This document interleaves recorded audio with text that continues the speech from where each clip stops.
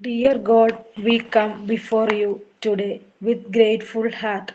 We ask you for your guidance and wisdom as we learn and grow. Help us to be kind to one another, to listen with open heart, and to support each other in our journey. Amen. Good morning, ma'am. Good morning, everyone. I'm Shruti Suresh. It is my pleasure to welcome all my friends for today's class. Thank you all for joining us today's class. I would like to extend a warm welcome to our respected Ashwati ma'am for joining us today. I hope you all will enjoy the class, and I also invite Adira for today's thought. Thank you. Good morning, everyone. I'm Adira. Today's thought. If you are not willing to learn, no one can help you. If you are determined to learn, no one can stop you. Thank you.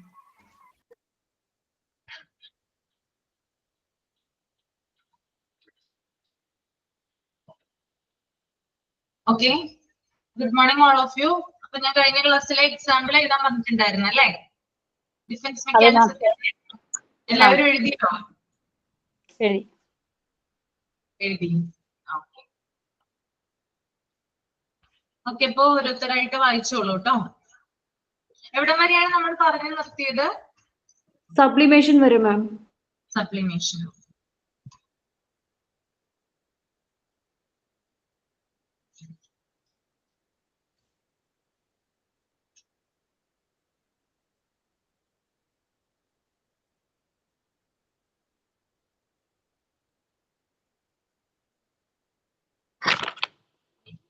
Ma'am compensation കഴിഞ്ഞ പ്രാവശ്യം ഒരെണ്ണം എഴുതിക്കൊണ്ട് വരാൻ പറഞ്ഞ് എല്ലാരെ കൊണ്ട് പറയിപ്പിച്ചിരുന്നു.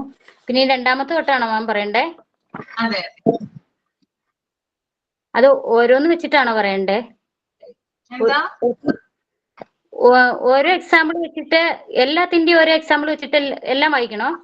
അതെ, എല്ലാത്തിന്റെയും ഓരോ എക്സാമ്പിൾ വെച്ചിട്ട് പറഞ്ഞാൽ മതി കേട്ടോ. Okay ma'am. സ്റ്റാർട്ട് ചെയ്തോളൂ. റേഷണലൈസേഷൻ. ഒരു വിദ്യാർത്ഥി പരീക്ഷയിൽ കുറഞ്ഞ മാർക്ക് നേടി, പക്ഷെ അത് സമ്മതിക്കുന്നതിന് പകരം ചോദ്യങ്ങൾ വളരെ ബുദ്ധിമുട്ടായിരുന്നു, എഴുതാൻ ടൈം കിട്ടിയില്ല, മാർക്ക് കൊടുത്തില്ല എന്ന് പറഞ്ഞ് പരാജയത്തിന് ഒരു യുക്തിപരമായ കാരണം ഉണ്ടാക്കി പറയുന്നത്. അത് നെക്സ്റ്റ് പ്രൊജക്ഷൻ.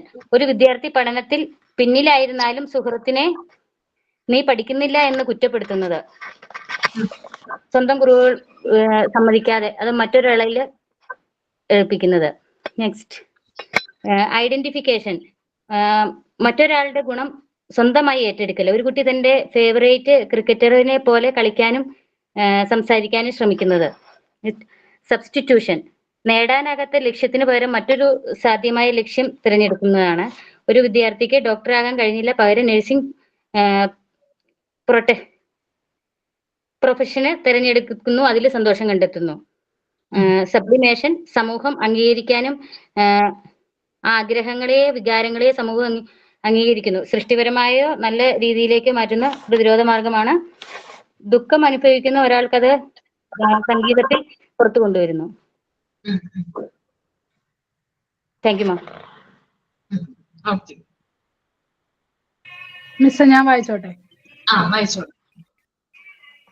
റാഷണലൈസേഷൻ.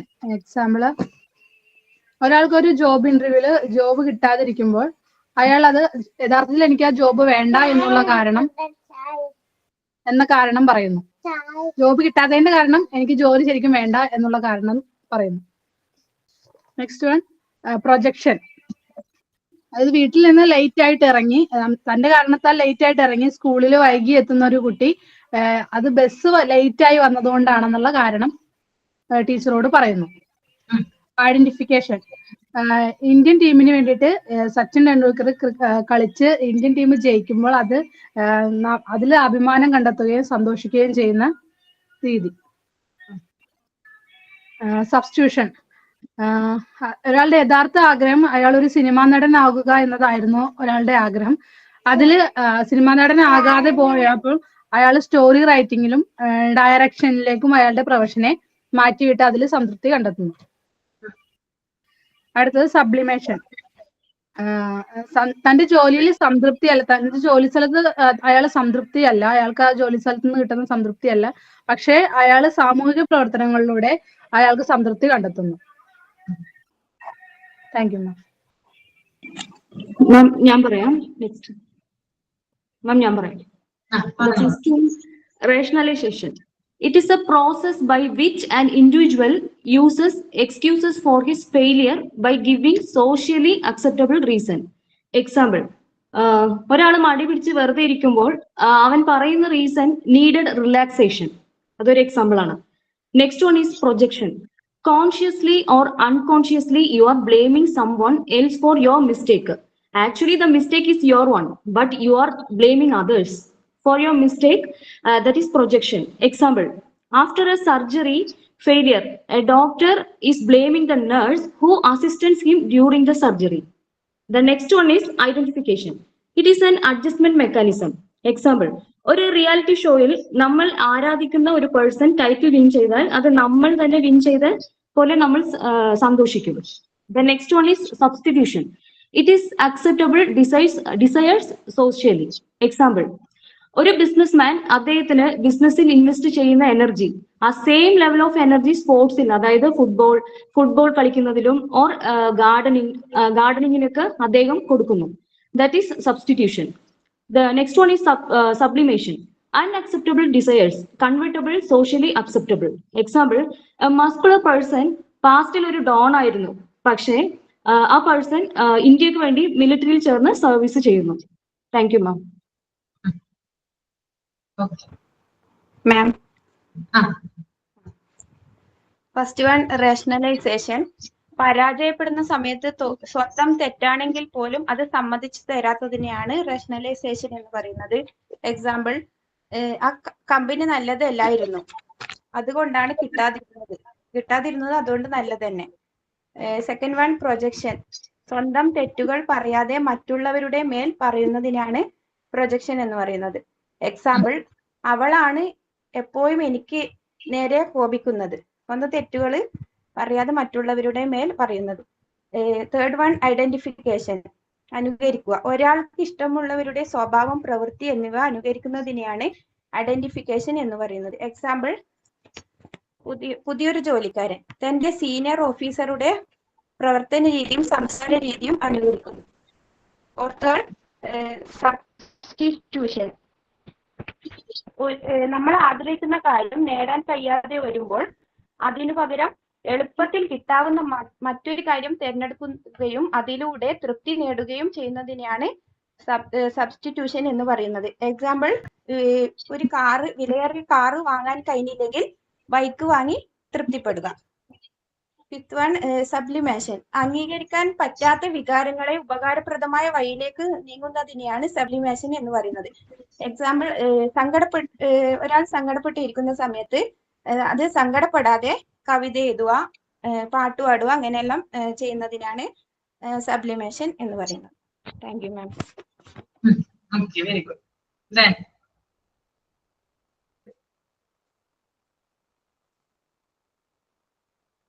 ഇനി ആരെങ്കിലും എഴുതിയിട്ടുണ്ടോ?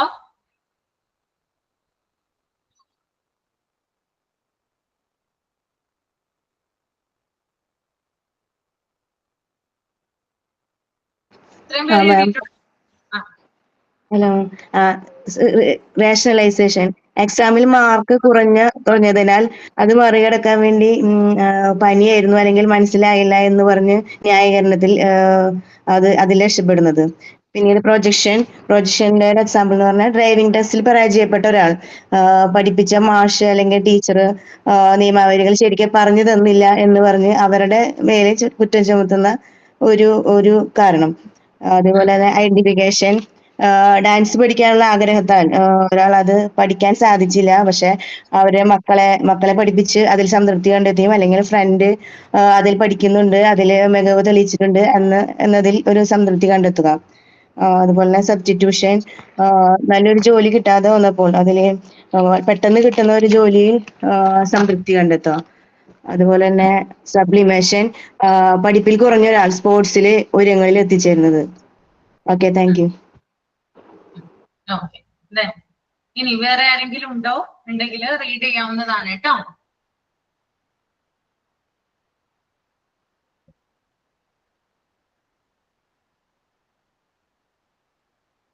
Okay.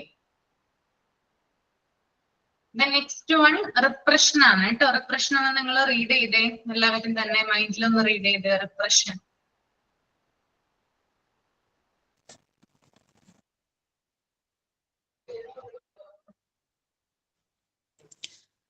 Hello, good morning miss. ഞാനൊരു കാര്യം പറഞ്ഞോട്ടെ. ഞാൻ ഒരു 3 മാസത്തിന് ശേഷം ഇന്നാണ് ഓൺലൈൻ ക്ലാസ് കയറുന്നത്. അതെല്ലേ, എന്ത് പറ്റി? ഇത്രയും നാള് ഡ്യൂട്ടി ടൈമിങ് ഭയങ്കര ഡിഫറെന്റ് ടൈമിങ് ആയതുകൊണ്ട് എനിക്ക് കേറാനേ പറ്റുന്നില്ലായിരുന്നു. ഞാന് പക്ഷെങ്കിൽ റെക്കോർഡ് ക്ലാസ് കാണുന്നുണ്ട്. ജൂലൈ വരെ ജൂലൈ ഒരു 20 വരെ കണ്ടിങ്ങനെ വെച്ചേക്കാം അവിടെ. അതുകൊണ്ട് എനിക്ക് ഒരു ഐഡിയ ഇല്ല ഇതൊന്നും. ആണല്ലേ. ഇന്ന് എന്തായാലും ജസ്റ്റ് കേറി നോക്കാന്നുള്ള രീതിയിൽ ഇന്ന് എനിക്ക് ഡേ ഓഫ് ആണ്. അപ്പഴത്തേനും കേറി നോക്കിയതാ. Okay okay. ഞാനിപ്പോ പാർട്ട് 2 ആണ് എടുക്കുന്നത്. അതിനകത്ത് യൂണിറ്റ് 9 ഡിഫൻസ് മെക്കാനിസം എടുക്കുന്നത്. ഞാൻ ടെക്സ്റ്റ് നോക്കലുണ്ട്, പക്ഷെ കൂടെ എത്താൻ പറ്റിയിട്ടില്ല ഇതുവരെ. ജൂലൈ 20 വരെ ആയി എനിക്ക് കറക്റ്റ്. എന്നാലും ഞാൻ മാക്സിമം നോക്കുന്നുണ്ട്. ഓക്കെ ഓക്കെ, സമയം പോലെ നോക്കുക കേട്ടോ. എന്റെ മോക്ക് ഒരു ഗുഡ് മോർണിംഗ് പറയണം. ഞാൻ എന്ന് റെക്കോർഡ് ക്ലാസ് കാണുമ്പോഴും പറയും മമ്മിയുടെ മിസ്സിനോട് സംസാരിക്കണം, ഗുഡ് മോർണിംഗ് പറയണം. അപ്പൊ എല്ലാം റെക്കോർഡ് ക്ലാസ് അല്ലേ, അവൾക്ക് പറ്റത്തില്ലല്ലോ. ഞാൻ ഒന്ന് കാണിച്ചോട്ടെ? കാണിച്ചോളൂ. Good morning. ഗുഡ് മോർണിംഗ് മോളു. എന്താ പേര്? വാവയുടെ പേരെന്താ?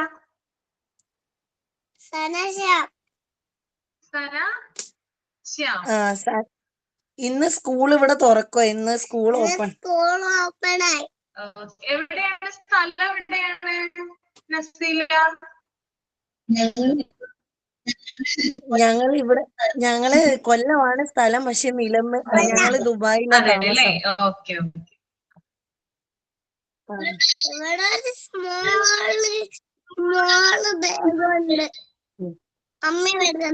സ്കൂളിൽ പോവാൻ പറയും. നന്നായിട്ട് പഠിക്കണം കേട്ടോ. പഠിക്കില്ലേ? അമ്മ പറയണൊക്കെ അനുസരിക്കണം കേട്ടോ. ടീച്ചേഴ്സ് പറയണത് അനുസരിക്കണം കേട്ടോ. അമ്മയ്ക്ക് ജസ്റ്റ് ജോയിൻ ചെയ്തിട്ടേ ഉള്ളൂ. KG 1 4 years 3 months ആയിട്ടുള്ളൂ. അല്ലേ? റെക്കോർഡ് ക്ലാസ്സിൽ മിസ് ഇങ്ങനെ ഓരോന്ന് ചോദിക്കുമ്പോഴെല്ലാം എനിക്ക് കുറേ ഉണ്ട് പറയാൻ എക്സ്പീരിയൻസ്. അപ്പൊ ഞാൻ വിചാരിക്കും ഒത്തിരി ക്ലാസ് മിസ്സായി പോയല്ലോ, അതൊന്നും പറയാൻ പറ്റിയില്ലല്ലോ എന്നെല്ലാം ഞാൻ ഇങ്ങനെ വിചാരിക്കലുണ്ട്. Thank you so much miss. Thank you. Thank U.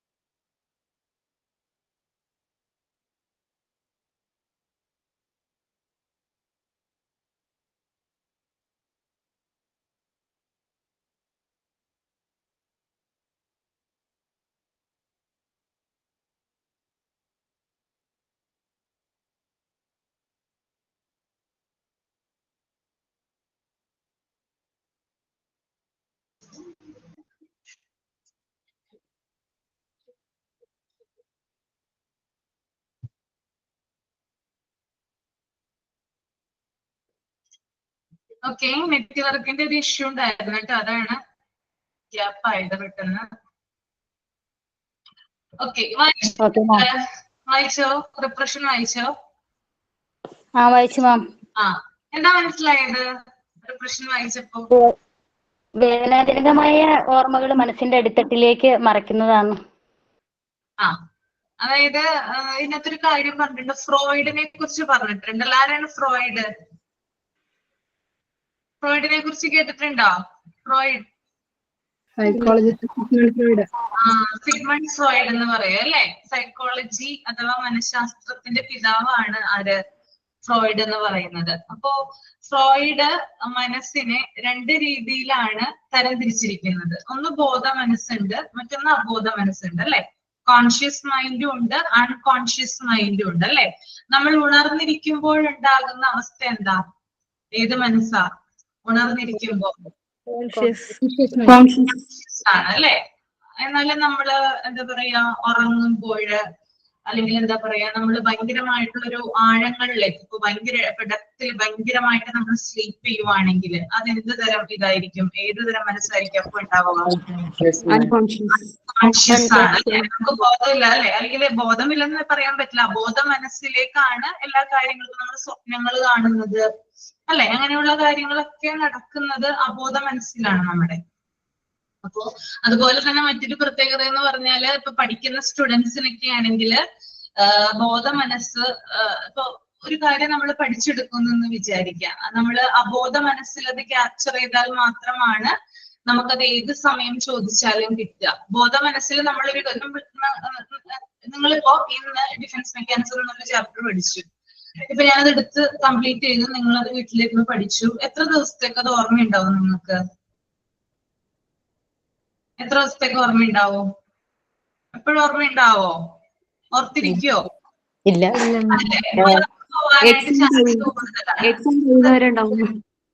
എന്താണ്? എക്സാം കഴിയുന്നവരെ ഉണ്ടാവും. എക്സാം കഴിയുന്നത്. ഇത് ബോധ മനസ്സാണ്. അതായത് നമ്മൾ കുറച്ചു നേരത്തെ ഷോർട്ട് മെമ്മറിയാണ്. പക്ഷെ അബോധ മനസ്സിൽ നമ്മൾ ഒരു കാര്യം ക്യാച്ച് ചെയ്ത് കഴിഞ്ഞാൽ നമ്മളത് ഒരിക്കലും മറക്കില്ല അല്ലെ. ഒരിക്കലും അത് മറക്കാനായിട്ട് സാധിക്കില്ല. ഇപ്പൊ നിങ്ങൾക്ക് എന്തെങ്കിലും ഒരു ഇൻസിഡന്റ് ഉണ്ടായിട്ടുണ്ടെങ്കിൽ അത് നിങ്ങളുടെ മനസ്സിനെ ഭയങ്കരമായിട്ട് ബാധിച്ചിട്ടുണ്ടെങ്കിൽ അത് അബോധ മനസ്സിലേക്കാണ് കൺവേർട്ട് ചെയ്യുക. ബോധ മനസ്സിൽ നിന്ന് അബോധ മനസ്സിലേക്ക് അത് പോകും. അബോധ മനസ്സിലേക്ക് അത് പോകുമ്പോൾ ചില കാര്യങ്ങൾ നമുക്ക് എന്ത് ചെയ്യാൻ പറ്റും? കുഴിച്ചു മൂടാനായിട്ട് സാധിക്കും. ഓക്കെ, അതായത് മറക്കാനായിട്ട് നമുക്ക് പറ്റും. ഓക്കെ, ചില കാര്യങ്ങൾ ഓർത്തെടുക്കാനും പറ്റും. അതാണ് അതിന്റെ പ്രത്യേകത എന്ന് പറയുന്നത്. നമുക്ക് ചില കാര്യങ്ങളൊന്നും ആരും ഷെയർ ചെയ്യാൻ പറ്റില്ല. നമ്മളിങ്ങനെ ഉള്ളിൽ തന്നെ വെച്ചിട്ട് ആ ഒരു പെയിനും ഗിൽറ്റും ഒക്കെ നമ്മളെ, അത് അൺകോൺഷ്യസിൽ നമ്മൾ പോകും ഓട്ടോമാറ്റിക്കലി. അപ്പൊ അതാണ് തോന്നുന്നത് അല്ലേ മാം? അതെ അതെ, അതാണ് ഉദ്ദേശിച്ചത്. ഞാൻ കഴിഞ്ഞ ക്ലാസ്സിൽ പറഞ്ഞിട്ടുണ്ടായിരുന്നു, നമുക്ക് ഇപ്പോ ചില അഫയേഴ്സ് ഒക്കെ ഉണ്ടായിട്ടുണ്ടായിരുന്നെങ്കിൽ, അതായത് ചെറുപ്പ കാലഘട്ടത്തിൽ അല്ലെങ്കിൽ കോളേജിൽ പഠിക്കുന്ന സമയത്ത് എന്തെങ്കിലും ലവ് അഫെയറോ കാര്യങ്ങളോ ഒക്കെ ഉണ്ടായിട്ടുണ്ടെങ്കിൽ അത് നമ്മളെ ആ ഒരു സമയത്ത് നല്ല രീതിയിൽ അഫക്റ്റ് ചെയ്തിട്ടുണ്ടെങ്കിൽ ചിലപ്പോൾ നമ്മൾക്കത് മറക്കാനായിട്ട് കുറേയധികം പാടുപെടേണ്ടതായിട്ട് വന്നിട്ടുണ്ടാകാം. കാരണം ആ ഓർമ്മകൾ മറന്നു പോകാൻ അല്ലെങ്കിൽ ആ ഒരു ഇൻസിഡന്റ് മറന്നു പോകാനൊക്കെ നമ്മൾ കുറേയധികം എന്താ പറയാ, ധാരാളം വെല്ലുവിളികൾ ആ ഒരു സമയത്ത് നേരിട്ടിട്ടുണ്ടാകാം.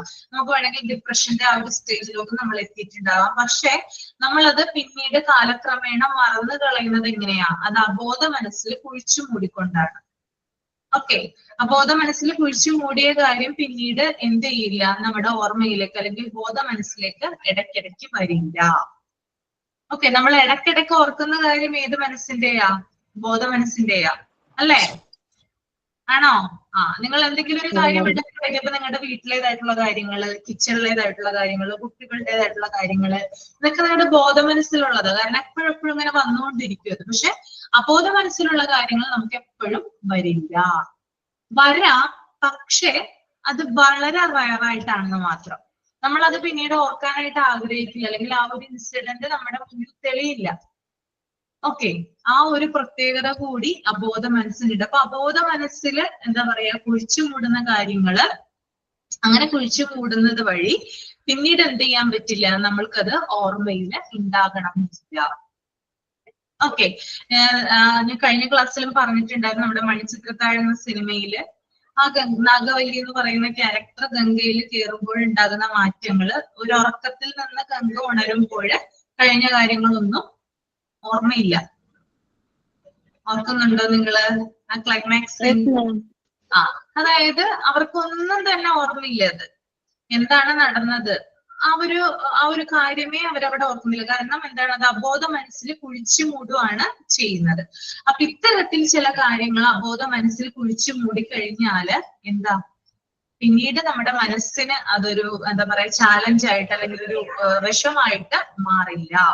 ഇപ്പൊ എന്താ പറയാ, ഒരു ആക്സിഡന്റ് നടന്നു എന്ന് വിചാരിക്കുക. രണ്ട് ഫ്രണ്ട്സ് അവര് ബൈക്കില് പോയിക്കൊണ്ടിരിക്കുകയാണ്. അപ്പൊ ഒരു സ്ഥലത്ത് വെച്ചിട്ട് അവരുടെ വണ്ടി ആക്സിഡന്റിൽ പെട്ടു. ഒരു വലിയ വാഹനം വന്ന് ഇടിച്ചു. അതിനകത്ത് രണ്ടുപേരും നല്ല ക്ലോസ് ഫ്രണ്ട്സ് ആയിരുന്നു. അതിനകത്ത് ഒരു വ്യക്തി മരിച്ചു, മറ്റേയാള് രക്ഷപ്പെട്ടു. പരിക്കുകൾ ഉണ്ടായിരുന്നു, എന്നാലും രക്ഷപ്പെട്ടു. അപ്പോ ഈ ഒരു വ്യക്തിക്ക് എന്ന് പറഞ്ഞാൽ ഭയങ്കരമായിട്ടുള്ള ഒരു എന്താ പറയാ പ്രത്യാഘാതമാണ് അല്ലെ, ആ ഒരു ആക്സിഡന്റ് മൂലം ഉണ്ടാകുന്നത്. കാരണം രണ്ടുപേരും ഒന്നിച്ച് കളിച്ച് വളർന്നവരാണ്, എവിടെയും ഒന്നിച്ച് പോകുന്നവരാണ്. അങ്ങനെ ഒരു യാത്രയിലാണ് ഈ ഒരു ആക്സിഡന്റ് ഉണ്ടാകുന്നതും ഈ കൂടെയുള്ള തന്റെ ഉറ്റ സുഹൃത്ത് മരിക്കുന്നത്. ഓക്കെ, അപ്പൊ എപ്പോഴും ആ ഒരു വ്യക്തിക്ക് ചിലപ്പോ ആ ഒരു സ്പോട്ടിൽ വന്നു കഴിഞ്ഞാൽ എന്ത് ചെയ്യാൻ പറ്റും, ഇത് ഓർത്തെടുക്കും അല്ലെ, അല്ലെങ്കിൽ ആ ഒരു സംഭവം അയാൾ ഓർത്തെടുക്കുമോ, ഇവിടെ വെച്ചിട്ടാണ് അങ്ങനെ സംഭവിച്ചത്, എന്റെ കൂട്ടുകാരൻ ഇവിടെ വെച്ചിട്ടാണ് മരണപ്പെട്ടത്. ആ ഓരോ ഇൻസിഡന്റ്, ആ ആക്സിഡന്റ് നടക്കുന്നതിന് തൊട്ടു മുമ്പ് എന്തൊക്കെ സംഭവങ്ങളാണോ അദ്ദേഹത്തിന്റെ മനസ്സിലുണ്ടായത് അതൊക്കെ ഓടി വരും.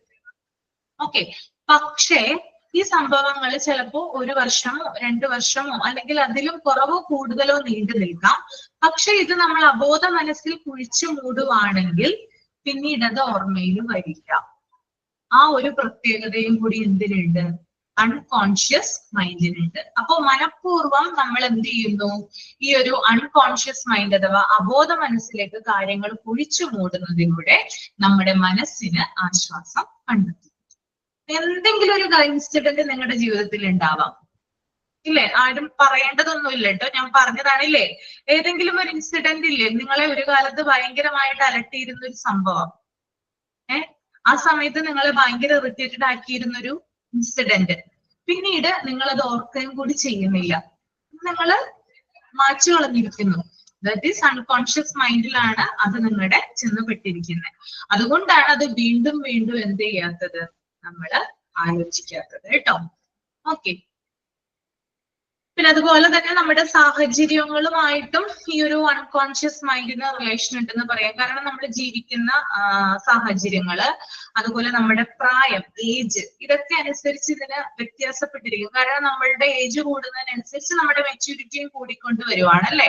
നമ്മുടെ പക്വത എന്ന് പറയുന്ന കാര്യം എന്ത് ചെയ്യാണ്, കൂടിക്കൊണ്ടിരിക്കുവാണ്. അതൊരിക്കലും കുറയുന്നില്ല, കൂടുകയാണ് ചെയ്യുന്നത്. അപ്പൊ അതുമായിട്ടും ഈ ഒരു അൺകോൺഷ്യസ് മൈൻഡിന് ബന്ധമുണ്ട്. ഓക്കെ, അതായത് നമ്മൾ ചെറുപ്പത്തിലെ ഭയങ്കരമാണെന്ന് വിശ്വസിച്ചിരുന്ന ചില കാര്യങ്ങളുണ്ട്.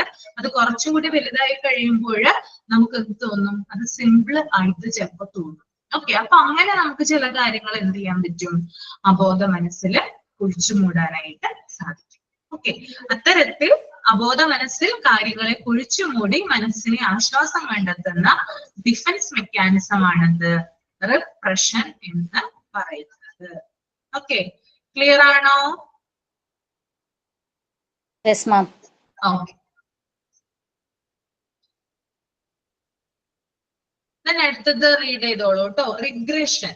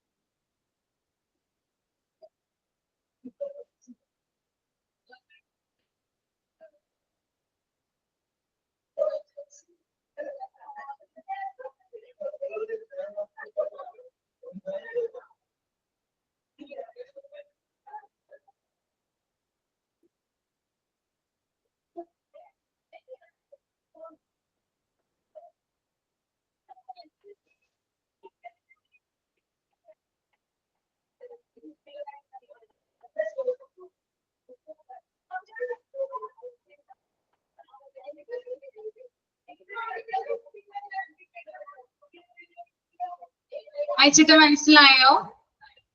മാം, പക്വതയോടെ നേരിടാൻ കുട്ടിത്തത്തിലേക്ക് പോകുന്ന ഒരവസ്ഥയാണോ?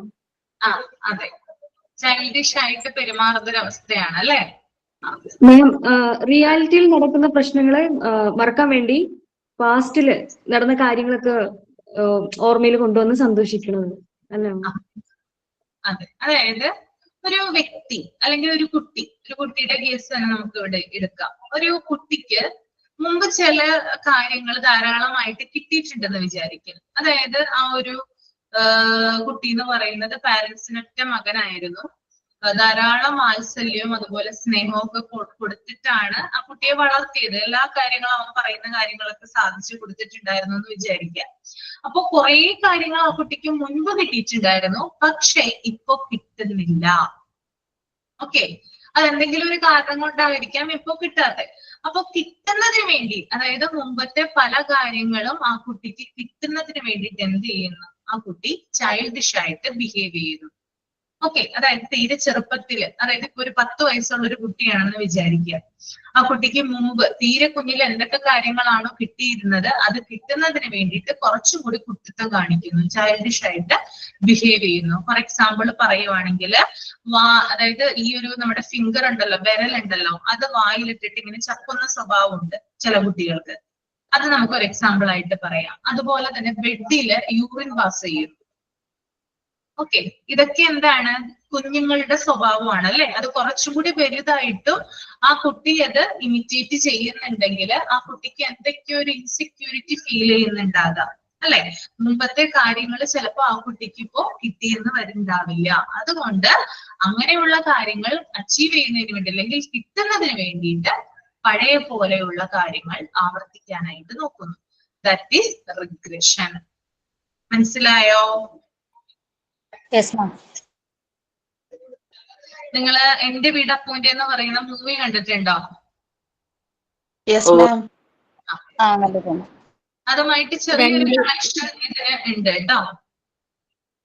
അതായത് അല്ലെങ്കിൽ ഇപ്പൊ നിങ്ങൾക്ക് തന്നെ എക്സ്പീരിയൻസ് ഉള്ള കാര്യമായിരിക്കും. ചിലപ്പോ 2 കുട്ടികൾ മൂത്ത കുട്ടി ഇപ്പൊ 8 വയസ്സായതാണ്, രണ്ടാമത്തെ കുട്ടി 3.5 വയസ്സേ ആയിട്ടുള്ളൂ. അപ്പൊ മൂത്ത കുട്ടി പറയും എന്നോട് ഇപ്പൊ സ്നേഹമില്ല എന്നൊക്കെ പറഞ്ഞിട്ട് കരയേ ഒക്കെ ചെയ്യും. ഇപ്പൊ അവനോടാണ് കൂടുതൽ അറ്റാച്ച്മെന്റ്, എന്റെ അടുത്തില്ല പറയും. അവന് കുറച്ച് പക്വത ചെറുതായിട്ട് ആയതല്ലേ, ഇത് ചെറുതല്ലേ. അപ്പൊ രണ്ടാളെ ഒരേപോലെ കെയർ ചെയ്യാൻ പറ്റില്ല ചില ടൈമില്. അപ്പോഴുള്ള ബുദ്ധിമുട്ട് കരയുക, അങ്ങനെ ഓരോ തരം ബിഹേവിയർ ആണ്. അപ്പൊ അപ്പൊ അതാണ്. അപ്പൊ എന്താ പറയാ, അതായത് മൂത്ത കുട്ടിക്ക് ഒരു 10 വയസ്സുണ്ടെന്ന് വിചാരിക്കുക, ഇളയ കുട്ടി ഇപ്പൊ ജനിച്ചിട്ടുള്ളൂ എന്ന് വിചാരിക്കുക. അപ്പൊ എല്ലാത്തരം കെയറും സ്നേഹവും ഒക്കെ ആർക്കാണ് കൂടുതലായിട്ട് കൊടുക്കുക? 2 കുട്ടികൾക്ക് കൊടുക്കുന്നില്ല, എക്സ്ട്രാ ഒരു കെയർ ആർക്ക് കൊടുക്കും? ഇളയ കുട്ടിക്ക് കൊടുക്കും അല്ലെ? ഇളയ കുട്ടിക്കല്ലേ കൊടുക്കുക? കുഞ്ഞിതായതുകൊണ്ട് ഇളയ കുട്ടിക്കാണ് കൊടുക്കുക. അപ്പോ ഇത് മൂത്ത കുട്ടിയിൽ ചില ഇൻസെക്യൂരിറ്റീസ് ഫീൽ ചെയ്യിക്കാം അല്ലെ? അതായത് ഇത്രയും നാള് അവന് കിട്ടിക്കൊണ്ടിരുന്ന സ്നേഹം അല്ലെങ്കിൽ വാത്സല്യം ഒക്കെ പെട്ടെന്ന് ഒരു ദിവസം എന്റെ വീട്ടില് ഞാൻ എന്റെ മോളോട് എന്നും പറയും, ഞാൻ നിന്നെയും ഇതുപോലെ തന്നെയാ നോക്കിയിരുന്നത് എന്ന് പറയണ അവൾക്ക്. അതുവരെ അവൾക്കൊരു സമാധാനം, ഞാൻ ഇതുപോലെ തന്നെയാണ് നിന്നെ നോക്കിക്കൊണ്ടിരുന്നതെന്ന് പറയണം. ഓക്കെ, അപ്പോ ഇത്തരത്തില് ചില കാര്യങ്ങൾ, അതായത് കുഞ്ഞുങ്ങളാണ് ശരിക്കും പറഞ്ഞാൽ 2 കുട്ടികൾ ഉണ്ടെങ്കിൽ 2 കുട്ടികൾ, അതായത് മൂത്ത കുട്ടി കുറച്ചും കൂടി വലുതാണ്, ഇളയ കുട്ടി ഇപ്പോഴേ ഉണ്ടായിട്ടുള്ളൂ എങ്കിൽ എക്സ്ട്രാ കെയർ കൊടുക്കേണ്ടത് ശരിക്കും പറഞ്ഞാൽ മൂത്ത കുട്ടിക്കാണ്. കാരണം ഇളയ കുട്ടിക്ക് ഒന്നും അറിയില്ല. അത് മനസ്സിലാക്കിയെടുക്കാൻ എന്താണ് രോഗം അല്ലെങ്കിൽ ഇങ്ങനെയാണ് ആളുകൾ എന്ന് മനസ്സിലാക്കിയെടുക്കാനുള്ള ഒരു പ്രായം ആ കുഞ്ഞിനായിട്ടില്ല. നമ്മൾ എന്താണോ കൊടുക്കുന്നത് അതിനനുസരിച്ചിട്ടാണ് അത് എന്ത് ചെയ്യുക പോരുക അല്ലെ.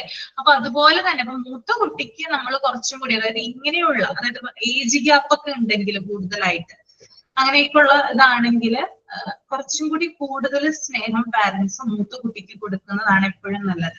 കാരണം അവൻ എപ്പോഴും ഫീൽ ചെയ്യണം, ഒരു സെക്യൂരിറ്റി ഫീൽ ചെയ്യണം, അവൻ ആരൊക്കെയോ ഉണ്ട് അല്ലെങ്കിൽ എന്താ പറയാ ഒരാള് വന്നത് കൊണ്ട് അവനുള്ള സ്നേഹം അങ്ങനെയുള്ള കാര്യങ്ങളൊന്നും നഷ്ടപ്പെടില്ല എന്ന് അവർക്ക് തോന്നലുണ്ടാകണം.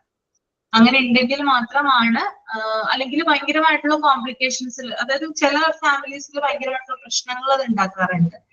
ചില കുട്ടികൾക്ക് ഭയങ്കരമായിട്ടുള്ള പ്രശ്നങ്ങൾ എന്താ പറയാ അവരുടെ സ്റ്റഡീസിനെ ചിലപ്പോൾ ബാധിച്ചെന്ന് വരാം. ഓക്കെ, പിന്നെ കൊച്ചുങ്ങൾ കൂടുതൽ കുറുമ്പ് കാണിച്ചെന്ന് വരാം, ഒട്ടും അനുസരണയില്ല. പെട്ടെന്ന് ഒരു ദിവസം ഇളയ കുട്ടി ജനിച്ചതിന് ശേഷം മൂത്ത കുട്ടിയോട് എന്ത് കാര്യങ്ങൾ പറഞ്ഞാലും എന്ത് ചെയ്യുന്നില്ല, അനുസരണയില്ല എന്ന് പറയുന്നത്.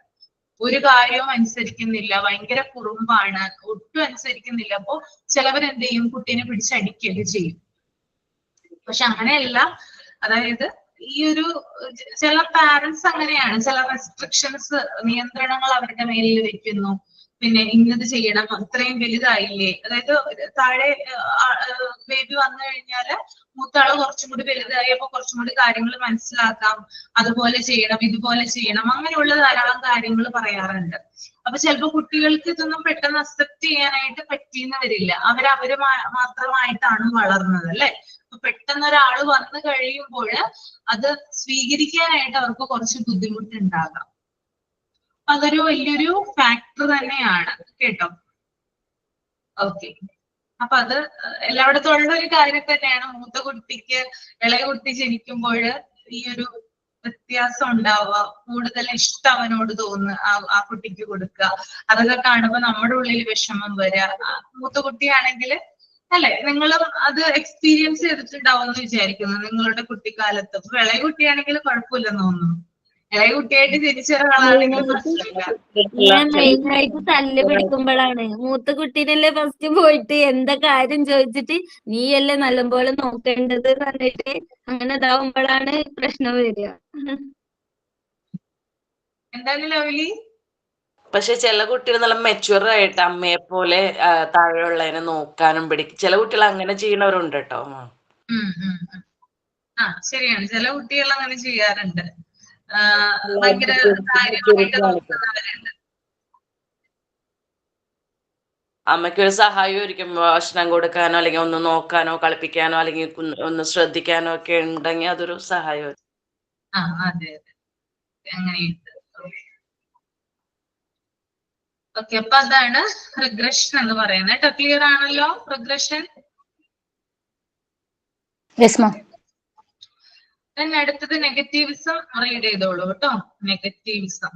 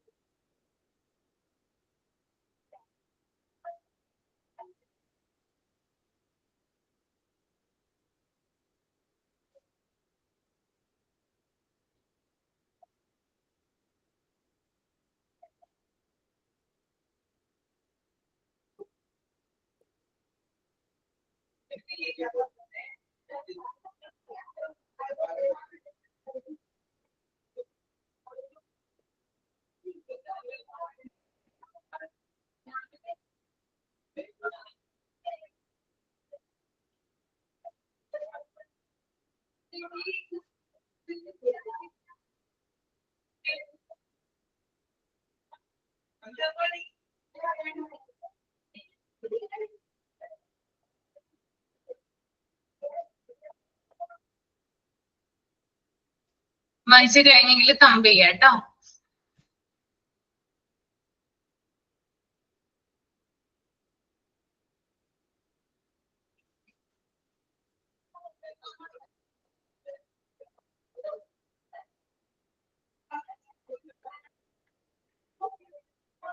എന്താ മനസ്സിലായത് നെഗറ്റീവിസം?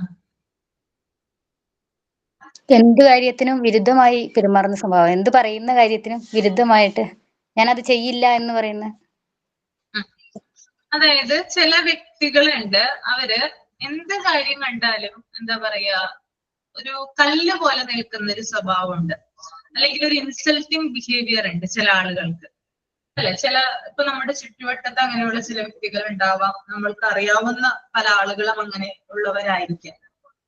അതായത് എന്ത് കാര്യവും നെഗറ്റീവായിട്ട് കാണുക, അല്ലെങ്കിൽ മറ്റുള്ളവരെ പരിഹസിച്ചുകൊണ്ട് കാര്യങ്ങൾ പറയുക, അല്ലെങ്കിൽ എന്താ പറയാ ഇൻസൾട്ടിങ് ബിഹേവിയർ. എന്തെങ്കിലും ഒരു കാര്യം നമ്മൾ പറഞ്ഞു കഴിഞ്ഞാൽ പെട്ടെന്ന് നമ്മളെ പരിഹസിക്കുന്ന രീതിയിൽ അത് വളച്ചൊടിക്കുക.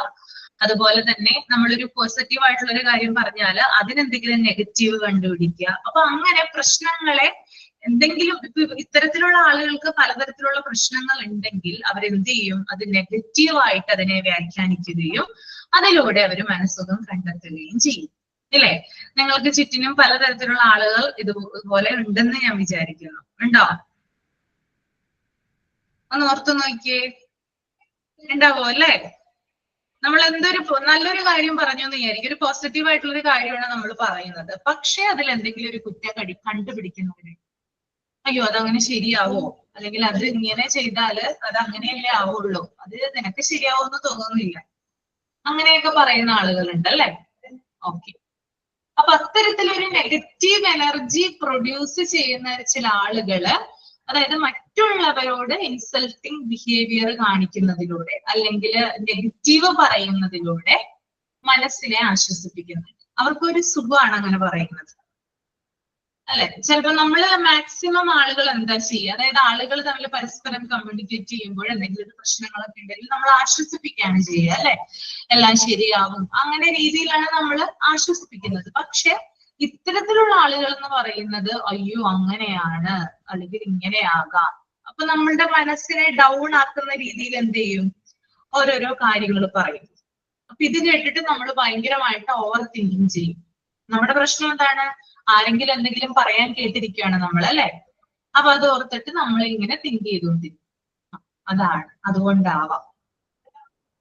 അപ്പൊ അത്തരത്തിലുള്ള ആളുകളുമായിട്ട് ഇടപെടാതിരിക്കുന്നതാണ് ഏറ്റവും നല്ലത്. കാരണം അവരെന്തിനു വേണ്ടി മാത്രം ജീവിക്കുന്നതാ, മറ്റുള്ളവരെ കുറ്റം പറയാനും മറ്റുള്ളവരെ നെഗറ്റീവ് പറയാനും വേണ്ടി മാത്രം ജീവിക്കുന്ന ചില ജന്മങ്ങളുണ്ട്. അപ്പൊ അവരുടെ അല്ലെങ്കിൽ അവരോട് മിങ്കിൾ ചെയ്യാനായിട്ട് ഒരിക്കലും നിൽക്കരുത്. അപ്പൊ ഇത്തരത്തില് എന്താ പറയാ നെഗറ്റീവ് കാര്യങ്ങൾ പറയുന്നതിലൂടെയും അല്ലെങ്കിൽ ഇൻസൾട്ടിങ് ആയിട്ടുള്ള ബിഹേവിയർ കാണിക്കുന്നതിലൂടെയും അവരുടെ മനസ്സിനെ തന്നെ ആശ്വസിപ്പിക്കുന്നതാണ് എന്ത്, നെഗറ്റിവിസം എന്ന് പറയുന്നത്.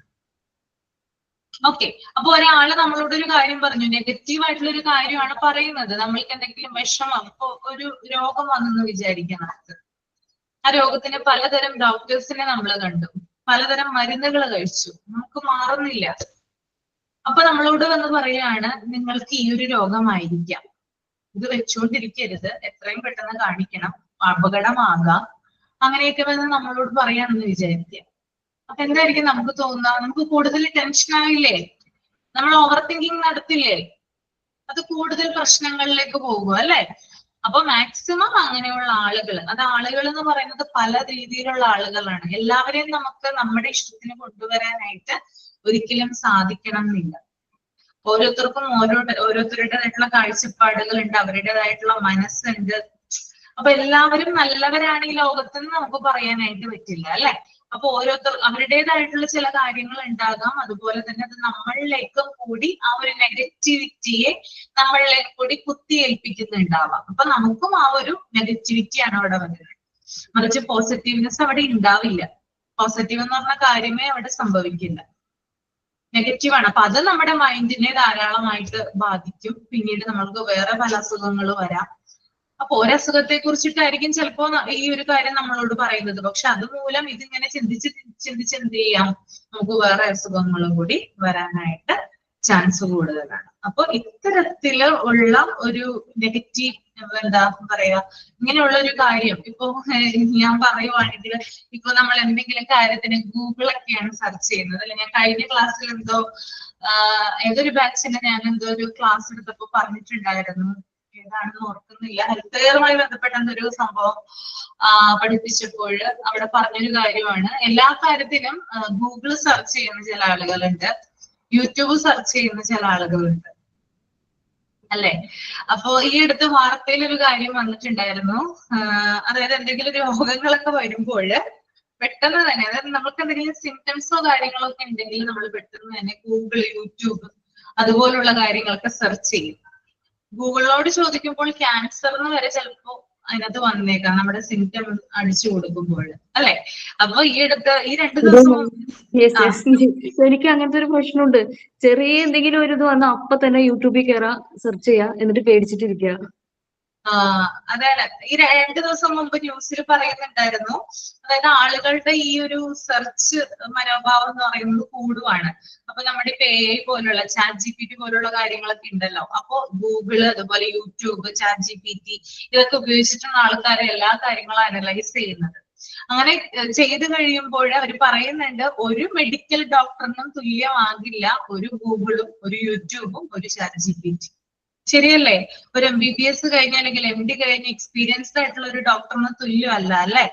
അപ്പൊ ആ ഒരു കാര്യവും നമ്മൾ ഓർക്കേണ്ടതുണ്ട്. അപ്പൊ ഇങ്ങനെയൊക്കെ നമ്മൾ ചെയ്യുമ്പോഴുള്ള പ്രശ്നം എന്ന് പറഞ്ഞാല് നമുക്ക് എന്താ പറയാ, നെഗറ്റീവ്, അതായത് നമ്മൾക്ക് നെഗറ്റീവ് തോട്ടാണ് വരുന്നത്. അതിനകത്ത് കുറെ നമ്മുടെ സിംറ്റംസ് അല്ലെങ്കിൽ നമ്മുടെ ഇത് വെച്ചിട്ട് ഒരു തലവേദന, ഹെഡേക്ക് എന്ന് പറഞ്ഞാൽ നമ്മൾ അടിച്ചു കൊടുത്തു കഴിഞ്ഞാല് പലതരം കാര്യങ്ങളാണ് ഗൂഗിളിൽ വരുന്നത്. ട്യൂമർ വരാം, ക്യാൻസർ വരാം, അങ്ങനെയുള്ള ധാരാളം കാര്യങ്ങളൊക്കെ അതിനകത്ത് വരാം അല്ലെ. അപ്പൊ നമ്മൾ പേടിച്ചിരിക്കും, അയ്യോ എനിക്ക് അതാണോ ഇതാണോ എന്നൊക്കെ പറഞ്ഞ് നമ്മൾ എന്ത് ചെയ്യും, നമ്മൾ നേരത്തെ തന്നെ എനിക്കതാണ് എന്നും പറഞ്ഞിട്ട് നമ്മളിങ്ങനെ പേടിച്ചിരിക്കും. പക്ഷെ അതൊരിക്കലും നല്ലൊരു രീതിയല്ല. എന്തെങ്കിലും ഒരു അസുഖമോ അല്ലെങ്കിൽ എന്തെങ്കിലും ഒരു സിംറ്റമോ കാണുമ്പോൾ എന്ത് ചെയ്യുക, ഒരു ഡോക്ടറെ കാണുന്നതാണ് ഏറ്റവും നല്ലത്. അവര് പറയും എന്താ ചെയ്യേണ്ടതെന്ന്, അതിനനുസരിച്ച് മുന്നോട്ട് പോവുക. ഓക്കെ, അപ്പോ ഇതൊക്കെ നമ്മുടെ നെഗറ്റീവ് എന്താ പറയാ, ഒരു തോട്ടിനെ കൂട്ടുന്ന ചില കാര്യങ്ങളാണ് ഇങ്ങനെയുള്ള കാര്യങ്ങളൊക്കെ എന്ന് പറയുമ്പോൾ. അപ്പൊ അതൊക്കെ ഒന്ന് ശ്രദ്ധിക്കുക കേട്ടോ. ഓക്കെ, അപ്പൊ നെഗറ്റീവിസം മനസ്സിലായല്ലോ?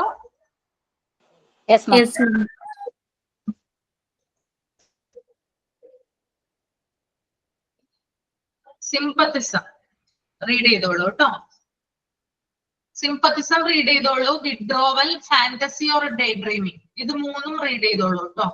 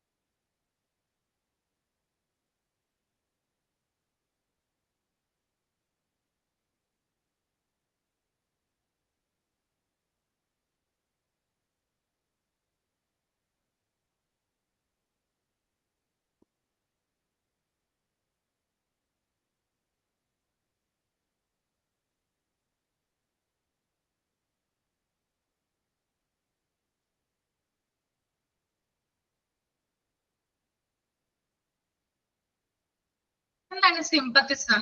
വായിച്ചിട്ട് എന്താ മനസ്സിലായത്? സ്വന്തം പ്രശ്നം പരിഹരിക്കാതെ മറ്റുള്ളവരുടെ കരുണ നേടാനായിട്ട് ശ്രമിക്കുന്നത്. അതായത് ചില ആളുകളുണ്ട്, അവരെന്ത് ചെയ്യും, സിമ്പതി പിടിച്ചു പറ്റും മറ്റുള്ളവരുടെ. അങ്ങനെ നിങ്ങൾക്ക് പരിചയമുണ്ടോ അങ്ങനെയുള്ള ആളുകളെ? ഉണ്ടല്ലേ? ആ, അപ്പൊ സിമ്പതി പിടിച്ചു പറ്റി അവരുടെ പ്രശ്നങ്ങൾക്ക് ആശ്വാസം കണ്ടെത്തുന്നതാണിത് സിമ്പത്തിസം എന്ന് പറയുന്നത്. ഓക്കെ, ഒരാൾക്ക് ഭയങ്കരമായിട്ടുള്ളൊരു എന്താ പറയാ ഫിനാൻഷ്യൽ ക്രൈസിസ് വന്നെന്ന് വിചാരിക്കുക. ഓക്കെ, അതുപോലെ തന്നെ ആ സമയത്ത് അദ്ദേഹത്തിന് എല്ലാം നഷ്ടപ്പെട്ടു, വീട് നഷ്ടപ്പെട്ടു, അദ്ദേഹത്തിന്റെ ജോലി നഷ്ടപ്പെട്ടു, അങ്ങനെ പല കാര്യങ്ങളും നഷ്ടപ്പെട്ടു എന്ന് വിചാരിക്കുക. അപ്പൊ അദ്ദേഹത്തിന്റെ ഫ്രണ്ട്സിനോട് ഇത് പറഞ്ഞു. അതായത് അദ്ദേഹത്തിന്റെ സങ്കടങ്ങൾ എന്ത് ചെയ്തു, ഷെയർ ചെയ്തു. ഇത് ഷെയർ ചെയ്ത് കഴിഞ്ഞപ്പോൾ ഫ്രണ്ട്സ് പറഞ്ഞു, നീ വിഷമിക്കണ്ട, ഞാൻ നിന്നെ സഹായിക്കാം, അല്ലെങ്കിൽ ഞങ്ങൾ നിന്നെ സഹായിക്കാം. അങ്ങനെ അവര് അത്യാവശ്യം വേണ്ട പണം അയാൾക്ക് കൊടുത്തു, താമസിക്കാനായിട്ട് ഒരു വീട് അറേഞ്ച് ചെയ്ത് കൊടുത്തു, ഒരു തൽക്കാലമാണെങ്കിലും ഒരു ജോലി അറേഞ്ച് ചെയ്ത് കൊടുത്തു. ഓക്കെ, അപ്പൊ അദ്ദേഹത്തിന് വരുന്ന പ്രശ്നങ്ങൾ, അതായത് ഒരു വ്യക്തിക്ക് വരുന്ന പ്രശ്നങ്ങൾ മറ്റുള്ളവരോട് ഷെയർ ചെയ്ത് എന്താണ് വിഷമത്തിലൂടെ മറ്റുള്ളവരുടെ ആ ഒരു സിമ്പത്തി പിടിച്ചു പറ്റുന്നതാണിത് ഈ ഒരു സിമ്പത്തിസം എന്ന് പറയുന്നത്. ഓക്കെ, അപ്പൊ ഈ ഒരു വ്യക്തിക്ക് എല്ലാം നഷ്ടപ്പെട്ടു എന്ന് പറഞ്ഞല്ലേ, പക്ഷെ ഫ്രണ്ട്സ് എന്ത് ചെയ്തു, അതിനെല്ലാരും ഒരു എന്താ പറയാ ഒരു സൊല്യൂഷൻ പറഞ്ഞു കൊടുത്തു, അല്ലെങ്കിൽ ഒരു സൊല്യൂഷൻ അവർ കണ്ടെത്തി കൊടുത്തു. അപ്പൊ അതിലൂടെ ഒരു താൽക്കാലിക ആശ്വാസം ആർക്ക് ലഭിക്കുകയാണ്, ഈ വ്യക്തിക്ക് ലഭിക്കുകയാണ് അല്ലെ. അതായത് കൂടുതലായിട്ട് അലട്ടുന്നൊന്നുമില്ല അയാളെ പ്രശ്നം. എന്താ പറയാ, ഈ ഒരു ഫ്രണ്ട്സ് തന്നെ അതിനുള്ള സൊല്യൂഷൻ കണ്ടെത്തി കൊടുത്തു കഴിഞ്ഞു. ഇനി അയാൾ സങ്കടപ്പെടേണ്ട ആവശ്യമില്ല അല്ലെ. അപ്പൊ അങ്ങനെ അതായത് മറ്റുള്ളവരോട് തന്റെ പ്രശ്നങ്ങൾ പറഞ്ഞുകൊണ്ട് താൻ ഇങ്ങനെയാണ്, എന്താ പറയാ തീരെ പാവപ്പെട്ട വീട്ടിലാണ് ഞാൻ ജനിച്ചത്, അല്ലെങ്കിൽ എനിക്കൊന്നും ഞാൻ വളർന്നു വന്ന ഒരു സാഹചര്യത്തിൽ എനിക്കൊന്നും ഉണ്ടായിട്ടില്ല.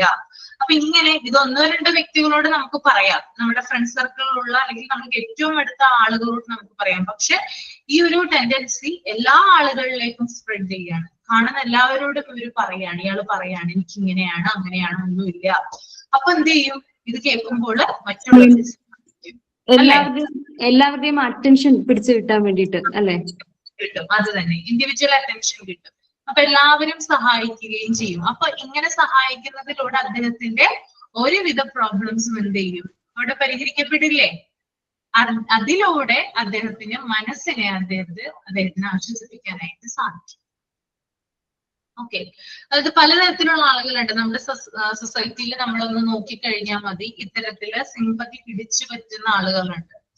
എപ്പോഴും അവരുടെ പ്രശ്നങ്ങൾ മാത്രമായിരിക്കും പറയാ, അവർക്ക് ഉണ്ടാകുന്ന ദുഃഖങ്ങള് അല്ലെങ്കിൽ അവർക്ക് വന്നിട്ടുള്ള വീഴ്ചകള്, അങ്ങനെ പറഞ്ഞ് അത് മറ്റുള്ളവരിൽ നിന്ന് എന്ത് ചെയ്യും, അറ്റൻഷൻ പിടിച്ചു പറ്റുകയും പിന്നെ അവരിലൂടെ പലതരത്തിലുള്ള സഹായങ്ങൾ, ഫിനാൻഷ്യൽ ആയിട്ടുള്ള ഹെൽപ്പ് ഉൾപ്പെടെ മറ്റു പല സഹായങ്ങളും കൂടി ആർക്ക് കിട്ടും, ഈ വ്യക്തിക്ക് കിട്ടും.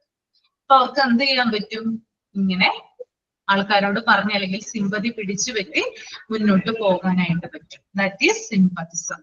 ഓക്കെ, സിമ്പത്തിസം എന്ന് പറയുന്നത് മനസ്സിനെ ആശ്വസിപ്പിക്കുന്ന ഒരു ഡിഫൻസ് മെക്കാനിസം ആണ്. ഓക്കെ, നിങ്ങളൊന്ന് ആലോചിച്ച് നോക്കിയേ, നമ്മളിപ്പോ മറ്റു പല കാര്യങ്ങൾ കൂടി നമ്മൾ പറയുന്നില്ലെങ്കിലും, ഇപ്പൊ നമ്മുടേതായിട്ടുള്ള ബുദ്ധിമുട്ടുകൾ അല്ലെങ്കിൽ നമ്മുടേതായിട്ടുള്ള പ്രശ്നങ്ങൾ മറ്റുള്ളവരോട് ഷെയർ ചെയ്യുന്നില്ലെങ്കിൽ കൂടി നമ്മളൊരു സ്ഥലത്ത് ഇങ്ങനെ വിഷമിച്ചിരിക്കുകയാണെന്ന് വിചാരിക്കുക, നമ്മുടെ ചുറ്റുമുള്ള ആളുകൾ ചോദിക്കുമല്ലേ എന്ത് പറ്റിയെന്ന് ചോദിക്കും. ചിലപ്പോ നമ്മൾ എന്ത് ചെയ്യാം, പറയാം എനിക്ക് ഇന്ന പ്രശ്നമാണെന്ന് പറയാം അല്ലെ. അപ്പൊ അങ്ങനെ പറയുമ്പോൾ സാരമില്ല പോട്ടെ നമുക്കെല്ലാം ശരിയാക്കാം അങ്ങനെയുള്ളൊരു വാക്ക് നമ്മൾക്ക് അവരുടെ കയ്യിൽ നിന്ന് കിട്ടുന്നുണ്ടെങ്കിൽ എന്താണ്, നമുക്കതൊരു ആശ്വാസമാണ്. നമുക്ക് തൽക്കാലത്തേക്കെങ്കിലും ആ ഒരു വിഷമത്തെ നമുക്ക് റിക്കവർ ചെയ്യാനായിട്ട് അതിലൂടെ സാധിക്കും. ഓക്കെ, അതാണ് സിമ്പത്തിസത്തിന്റെ പ്രത്യേകത. ഓക്കെ, പക്ഷെ ഇത് കൂടുതലാകുന്നത് എപ്പോഴാണെന്ന് വെച്ചാൽ, ഇത് ഒന്നിൽ കൂടുതൽ ആളുകളോട് ഇങ്ങനെ എപ്പോഴും പറയുന്നു, റിപ്പീറ്റഡ് ആയിട്ട് പറയുന്നു എനിക്ക് ഇതാണ്, അല്ലെങ്കിൽ ഞാൻ ഇങ്ങനത്തുള്ള പ്രശ്നത്തിലാണ്. അങ്ങനെ പല ആളുകളും ഇത് എന്ത് ചെയ്യാം, ഇതിലൂടെ കബളിപ്പിക്കപ്പെടാം. Okay, cheat ചെയ്യപ്പെടാം. അതായത് ചില വ്യക്തികള് മനഃപൂർവ്വം, അതായത് ഒന്നുമില്ലാതെ തന്നെ, ഒരു പ്രശ്നമില്ലാതെ തന്നെ എനിക്ക് പ്രശ്നമാണെന്ന് പറയുകയും അതിലൂടെ മറ്റുള്ളവര് ഫിനാൻഷ്യൽ ആയിട്ടും അതുപോലെ തന്നെ മറ്റ് ഹെൽപ്പുകളായിട്ടൊക്കെ അവർക്ക് കൊടുക്കുകയും ചെയ്യാറുണ്ട്. ചില ആളുകൾ ചീറ്റ് ചെയ്യാറുണ്ട് ഇതിലൂടെ. അപ്പൊ അങ്ങനെ ചില വ്യക്തികള് അസുഖം എന്നും പറഞ്ഞ് എപ്പോഴും പൈസ ഇങ്ങനെ പിരിച്ചുകൊണ്ടിരിക്കുക, വണ്ടികളിലൊക്കെ ഇങ്ങനെ അനൗൺസ്മെന്റ് ഒക്കെ വെച്ചിട്ട് എപ്പോഴും, പക്ഷെ എല്ലാം ഒരു കുഴപ്പമുണ്ടാവില്ല, പക്ഷെ അവരിങ്ങനെ പിരിച്ചുകൊണ്ടിരിക്കും, നമ്മൾ കൊടുത്തുകൊണ്ടിരിക്കും. അങ്ങനെയാണോ? അതെ അതെ. അപ്പൊ അത്തരത്തിലുള്ള കാര്യങ്ങളൊക്കെ ഇതിന് എക്സാമ്പിൾ ആയിട്ട് പറയാവുന്നതാണ് കേട്ടോ. ഓക്കെ, മനസ്സിലായല്ലോ?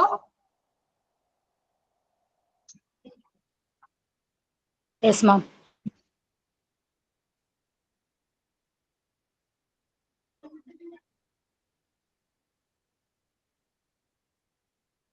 അപ്പോ അടുത്ത ക്ലാസ്സില് റിപ്രഷൻ തുടങ്ങി സിംപത്തിസം വരെ എക്സാമ്പിൾ എഴുതി കൊണ്ടുവരാം കേട്ടോ. ഓക്കെ, എത്ര എണ്ണം ഉണ്ട് മൊത്തം? എത്ര എണ്ണം ഉള്ളത് എഴുതാനായിട്ട്? 1 2 നാലെണ്ണത്തിന് വിഡ്രോവലും ഡേ ഡ്രീമിങ്ങും ഞാൻ അടുത്ത ക്ലാസ്സിൽ പറഞ്ഞുതരാം. കാരണം അത് തീരില്ല, ഞാനിപ്പോ പറഞ്ഞു കഴിഞ്ഞാൽ തീരില്ല. അപ്പൊ അത് നെക്സ്റ്റ് ക്ലാസ്സിൽ പറഞ്ഞു തരാം കേട്ടോ. ഓക്കെ, എല്ലാത്തിനും എക്സാമ്പിൾ എഴുതാം കേട്ടോ. ഓക്കെ, 4 എണ്ണത്തിന് എക്സാമ്പിൾ എഴുതി കൊണ്ടുവരാം. അപ്പൊ എല്ലാരും മനസ്സിലായെന്ന് വിചാരിക്കുന്നു നിങ്ങൾക്ക്. അപ്പൊ നമുക്ക് സൈൻ ഔട്ട് ചെയ്യാം. സൈൻ ഔട്ട് ആരാ ചെയ്യുന്നേ? ഞാനാണ് മാം. Good morning, ma'am, and good morning, everyone. Today I'm glad to sign out for today's class. Thank you, Ashwati ma'am, for today's class, which is about defense mechanism. The informations are very new to us, and I also thank you, my classmates, for your active participation. Until then, we meet in next class. This is Sajna signing out. Okay, thank you. അപ്പൊ next ക്ലാസ്സിൽ കാണാം കേട്ടോ. Okay, thank you. Thank you ma'am. Thank you. Thank you, ma'am. Thank you. Thank you, ma'am.